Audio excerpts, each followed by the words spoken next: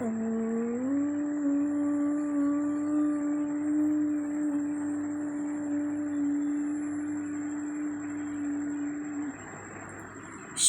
परमात्मने नमः। सुमध्याह्नं। व्याकरण शास्त्र की इस कक्षा में आप सभी का स्वागत है।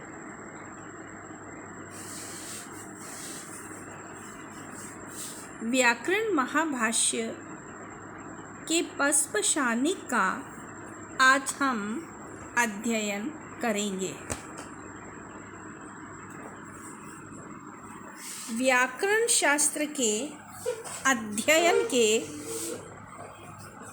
13 गौण प्रयोजन पस्पशानिक में बताए गए हैं, जिनका हम आज की कक्षा में अध्ययन करेंगे। इससे पूर्व हम मुख्य प्रयोजन और 5 गौण प्रयोजन की चर्चा कर चुके हैं।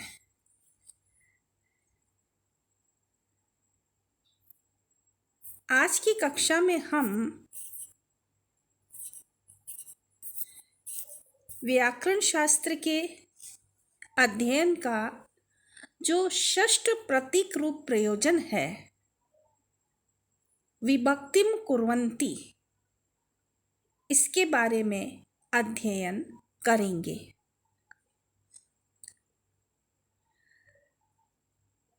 जब किसी कारण कर्म विच्छेद हो जाए तो पुनराधेय इष्टि की जाती है। इसमें 5 हवि दी जाती है, जिन्हें प्रयाज कहते हैं। इस तरह ये प्रयाज 5 होते हैं। उस पुनराधेय इष्टि की इति कर्तव्यता के विषय में यह वचन पढ़ा गया है। क्या पढ़ा गया है? इसका उत्तर है याज्ञिकाः पठन्ति प्रयाजाः सविभक्तिकाः कार्या इति। याज्ञिकाः पठन्ति, याज्ञिक लोग पढ़ते हैं कि प्रयाजाः, जो प्रयाज नामक मंत्र हैं, उनको सविभक्तिकाः कार्या इति, विभक्ति सहित प्रयुक्त करना चाहिए। जैसे समिधः समिधो अग्नि आज्यस्य व्यन्तु, अग्निर अग्निरिति।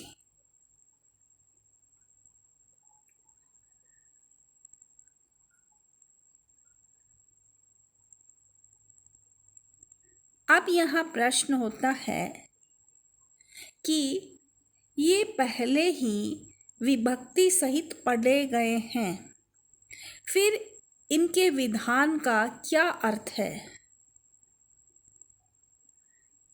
उत्तर है कि विभक्ति प्रत्यय है, इससे प्रकृति का आक्षेप होता है। और चूंकि त्वम अग्ने प्रयाजानां पुरस्तात्त्वं पश्चात, ऐसा वेद वाक्य है, अतः अग्नि शब्द की यहाँ प्रकृति ली जाती है और इसे प्रथमा, सप्तमी, तृतीया और द्वितीया, इन 4 विभक्तियों से युक्त पढ़ा जाता है।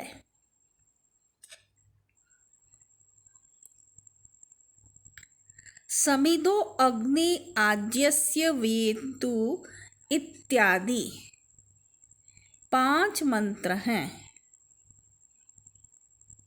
पुनः सुने। समिधो अग्नि आज्यस्य वयन्तु इत्यादि 5 मंत्र हैं। पहले 4 में प्रथमा विभक्ति यानी संबुद्धि लगेगी और अग्ने अग्ने। दूसरे में सप्तमी विभक्ति अग्नौ अग्ने।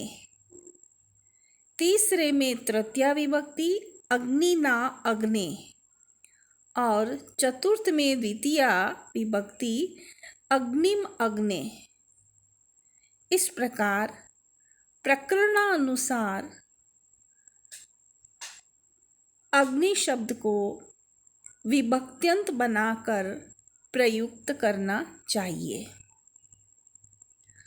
और चतुर्षु प्रयाजेषु चतस्रो विभक्तिर्ददाति नोत्तमे। इस आपस्तंभ के वचन के अनुसार अंत्य 5वें मंत्र में अग्नि शब्द सविभक्तिक नहीं किया जाता। तो जब तक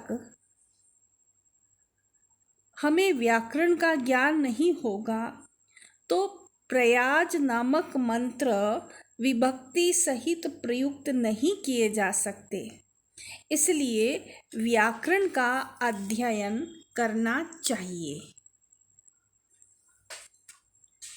व्याकरण के अध्ययन का सप्तम प्रतीक रूप प्रयोजन है यो वा इमाम।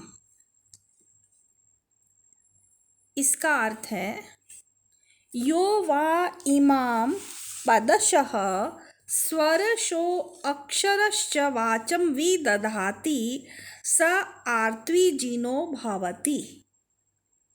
कि जो इस इमाम जो इस वेद वाणी को वाचम इस वेद वाणी का पदशः प्रतिपद स्वरशो प्रतिस्वर अक्षरश्च प्रति अक्षर विदधाति उच्चारण करता है। जो इस वेद वाणी का प्रतिपद प्रतिस्वर और प्रति अक्षर अर्थात शुद्ध एवं अर्थ ज्ञान पूर्वक उच्चारण करता है स आर्त्विजीनो भवति। वह आर्त्विजीन होता है। आर्त्विजीनः स्याम इत्यध्येयं व्याकरणम्। हम आर्त्विजीन होवें इसलिए व्याकरण का अध्ययन करना चाहिए। यो वा इमाम ये जो प्रतीक दिया गया है इसकी व्याख्या संपन्न हुई। पुनः अर्थ देखें कि व्याकरण के अध्ययन का सप्तम प्रतीक रूप प्रयोजन है यो वा इमाम।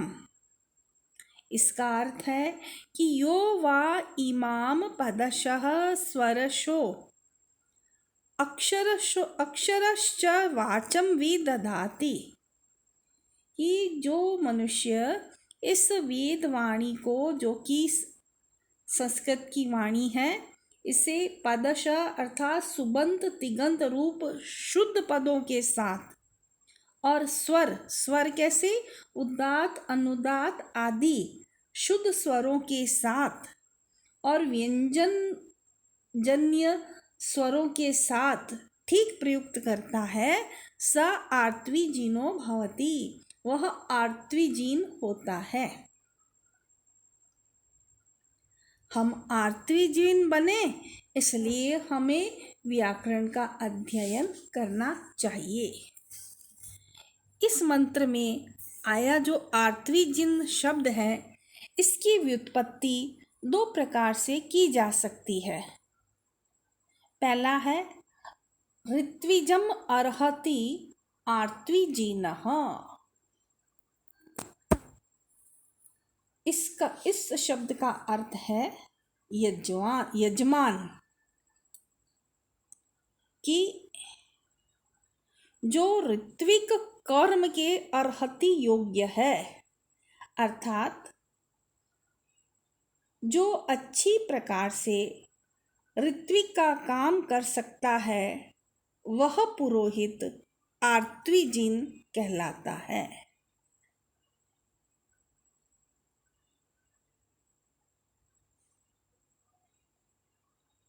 ऋत्विक कर्म अर्हति इति आर्त्विजिनः कि जो ऋत्विक कर्म अर्हति इति, जो ऋत्विक कर्म के करने के योग्य है, अर्थात जो अच्छी प्रकार से ऋत्विक का काम कर सकता है वह पुरोहित आर्त्विजिन कहलाता है। और ऋत्विजम अर्हति आर्त्विजिनः कि जो ऋत्विक कर्म करने के लिए किसी योग्य पुरोहित को बुलाता है वह यजमान भी आर्त्विजिन कहलाता है। तो पहला हुआ ऋत्विजम अर्हति आर्त्विजिनः कि ऋत्विजिन का यहाँ पहला अर्थ हो गया यजमान, और दूसरा जो ऋत्विक कर्म अर्हति इति आर्त्विजिनः, इसका अर्थ हो गया याजक।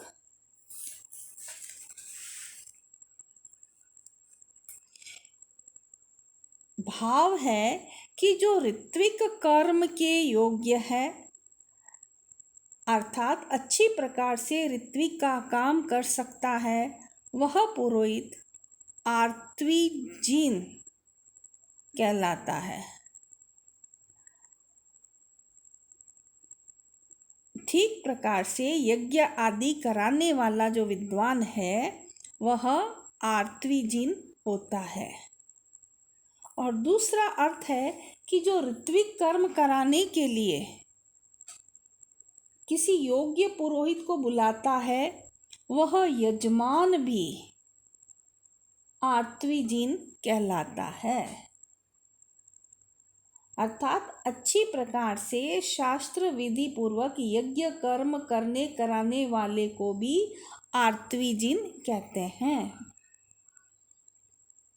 तो पहला जो व्युत्पत्ति है उसके अनुसार कि जो ऋत्विक कर्म करने के लिए किसी योग्य पुरोहित को बुलाता है वह यजमान आर्त्विजिन कहलाता है। यानी अच्छी प्रकार से शास्त्र विधि पूर्वक यज्ञ कर्म कराने वाले को आर्त्विजिन कहते हैं।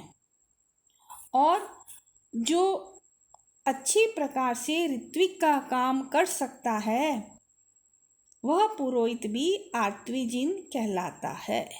ऋत्विक कर्म अर्हति इति आर्त्विजिनः। और हम लोग आर्त्विजिन बन सके इसके लिए हमें व्याकरण पढ़ना चाहिए, क्योंकि व्याकरण पढ़ने से ही अच्छे पुरोहित और यजमान बन सकते हैं। आज के लिए इतना ही। धन्यवाद।